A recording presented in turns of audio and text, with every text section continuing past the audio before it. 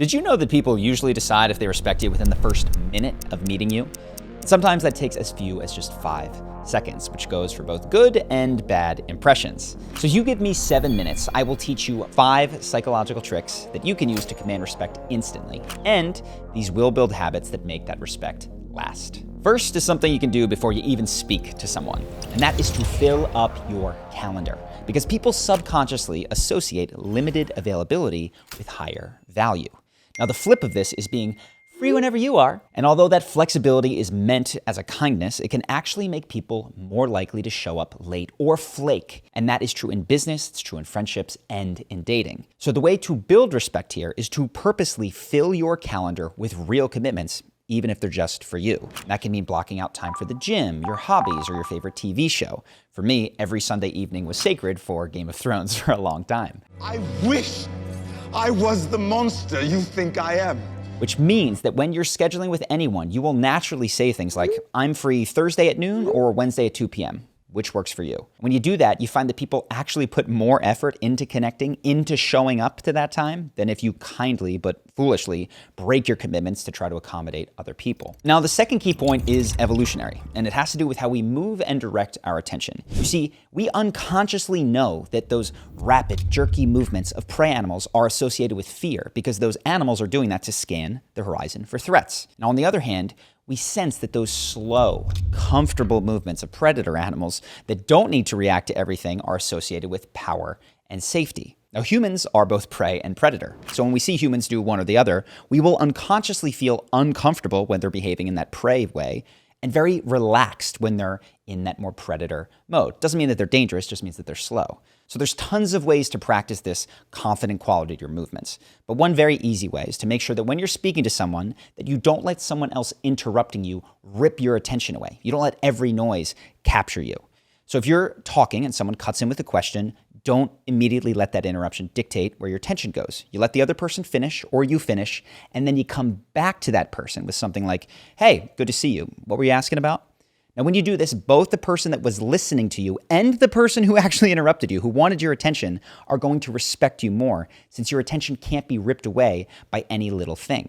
Now, this third point has to do, again, with how we direct our attention, but it's for people that go too far in the direction of that second point. Because yes, you don't want to let people completely control your attention, but some people will then make the mistake of not acknowledging others at all. So they'll be walking down the sidewalk, see someone else with headphones in, and they won't even look at them. They'll just, down or away. Or they know someone at the gym that they've spoken to once or twice, and that person has dumbbells when they arrive. And they don't know whether they should, wave or make eye contact or greet them, so they just kind of, again, down. Or if you go into a crowded meeting room of a bunch of colleagues, you might feel like, I can't say hi to everybody, so I guess I just wave awkwardly. Now, the principle that actually builds respect here is to extend yourself further than you normally do and most people do when it comes to acknowledging and greeting others. And that means letting friendly eye contact linger on the stranger on the sidewalk, even if it's not reciprocated. It means going up to that guy that you met at the gym and giving him a quick clap on the back if he's between sets, or just a big wave if you don't want to disrupt him while he's working out. And in a crowded meeting room, it might mean that you shake hands with at least one more person than you normally would, even if that means you have to walk around a table and go out of your way to do so. Now, when you do this, obviously people are going to feel appreciated, but they'll also respect you because you bailed them out of that uncomfortable uncertainty of if they should acknowledge you or not. And it's a simple way to mark yourself as a leader in any situation. Now, the next point is all about filler words. We all know that you shouldn't say or like, and we try not to. What most people don't know is that words like amazing and that's so cool can crush your respectability in the same way as those other words. And that is because even though it can feel like, hey, I'm just trying to be enthusiastic, those phrases sometimes will make the other person feel that you're overly impressed for no reason, and they're likely to try to withdraw from you as they wonder why you're buttering them up. So instead, what you want to do is eliminate inauthentic compliments. Only compliment people when you are genuinely moved to appreciation. When people feel that you're being sincere, something that you noticed about them, they are going to respect it rather than thinking you're just some sort of a nice guy that wants something from them. And if you really, really try to give compliments on every occasion that you feel appreciation, you will wind up giving way more compliments, starting way more conversations than if you just use compliments as some sort of uncomfortable lubricant in conversation. So this pairs very well with the point about greeting people. You put them together. Now, part of the reason that we add those filler words sometimes is because we feel pressure that we need to have something useful to say constantly in conversations. And this next point helps